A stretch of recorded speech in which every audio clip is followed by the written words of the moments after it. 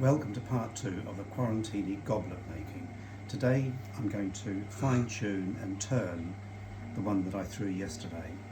I'm going to try and replicate this one here, as they say, one that I made earlier. This one's slightly more conical. The one that I made yesterday is slightly more V-shaped. But anyhow, that's what we're going to do today. Now the first thing I want to do is to slightly fine tune the interior part of it. Because of the vulnerability of the stem, you have to leave that reasonably thick, otherwise the whole thing could twist and actually break. So I'm just going to refine the inside first, and then continue with the stem. So first thing, center your goblet, and I'm just going to use a fine looped tool to just gently turn some of this clay from the interior to get a nice clean V shape on the inside of the goblet. And the joy of doing it this way is I can actually monitor with my fingers to see how thin I can actually get it, because we're aiming for, you know, nice translucency here. So I can keep feeling it and feeling if it's translucent. It will be. I can assure you it will be.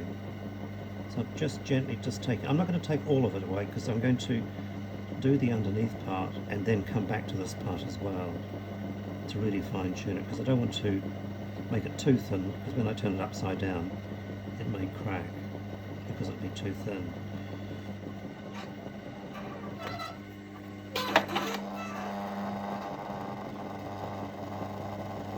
So I'm just using the kidney now to take away the turning marks.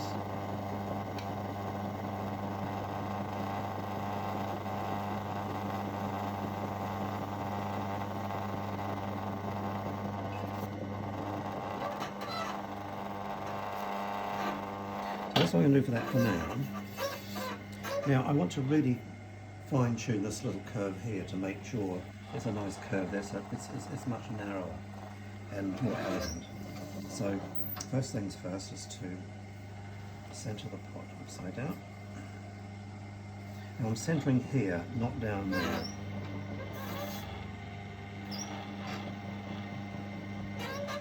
I won't need to take too much away from the width of the base, because I think the balance is pretty well.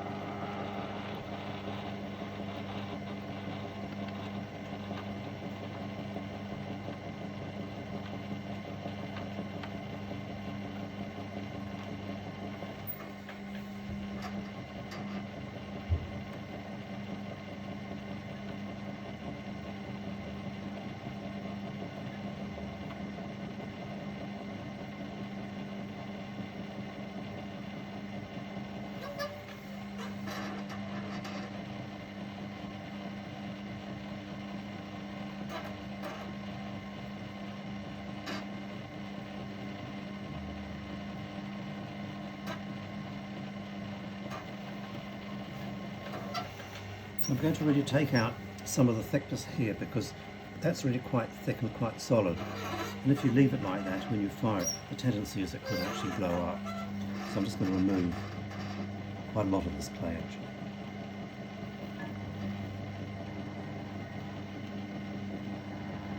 It's almost like turning the foot ring of a bowl.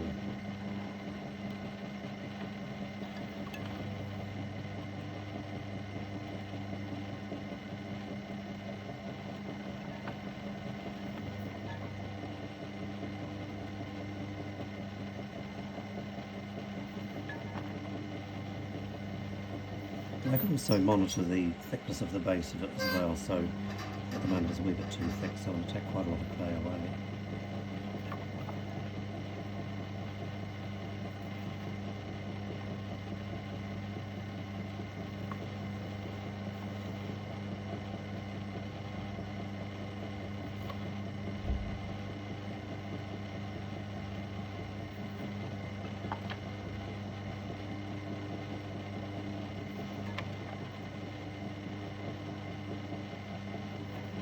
Because remember, moist clay is just wet clay.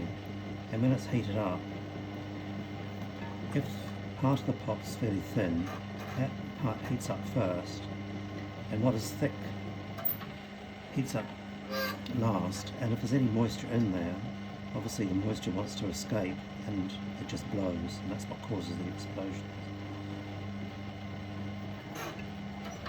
So I want to thin this down as much as I possibly can to allow the steam to escape.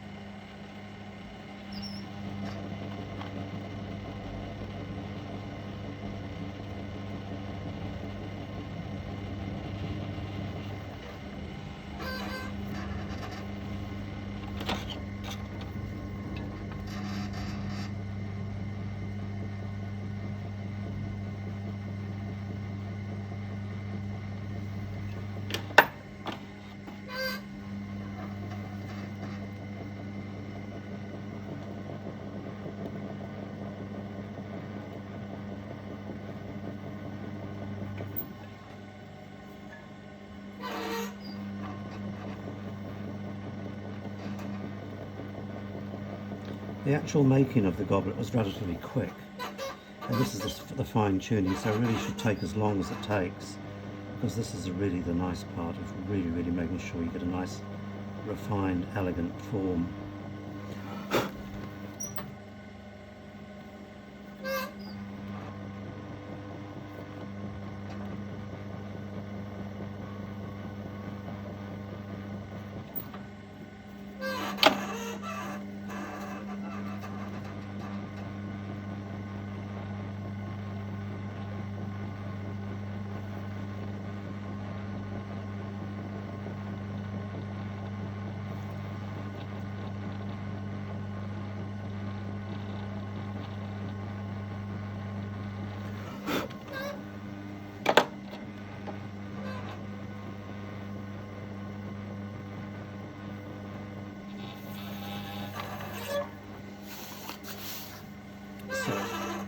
I'm going to flip this up the other way now and then really fine tune the stem part.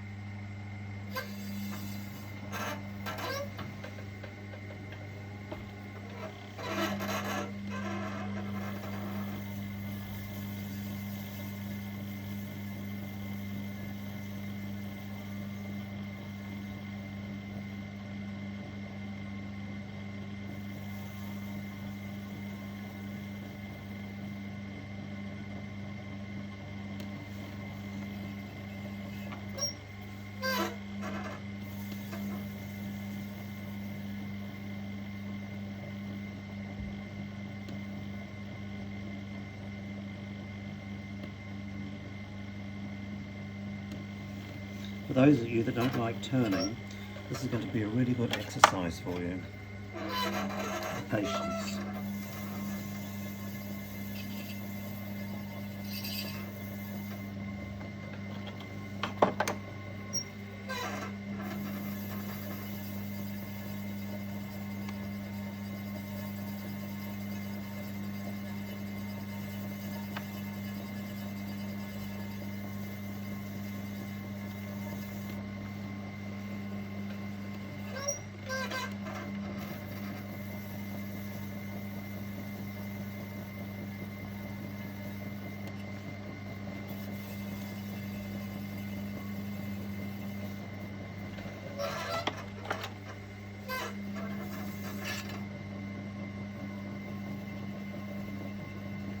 Now I'm using the kidney here as a cutting tool, because you can see I want to get the contour of this part of the kidney as part of the stem to give it a nice curve.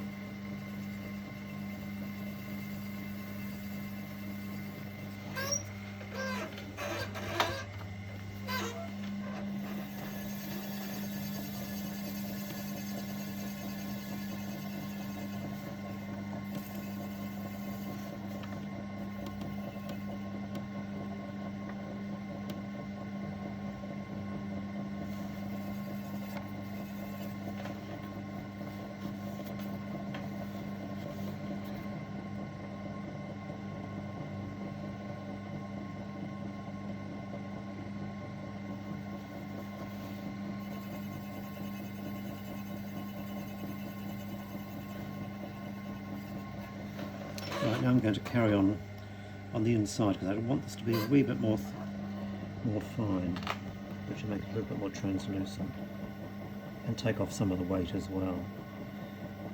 Because if the top part of the goblet's a wee bit on the heavy side, when it's fired, because the stem is quite thick, quite sort of narrow, it could go out of shape, and you'll end up with a drunk goblet, or a half-cut goblet.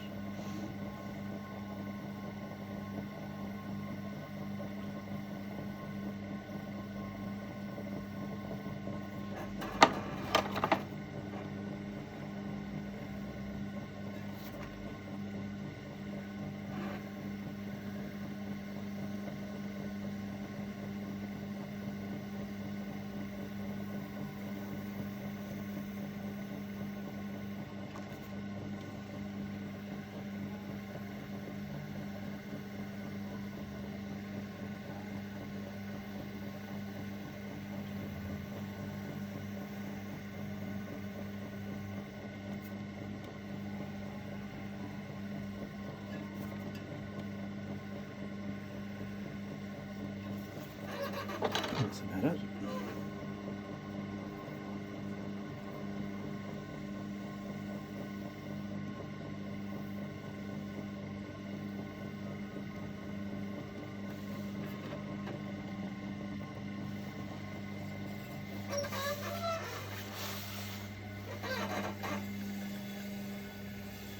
Now all I need now are the finishing touches.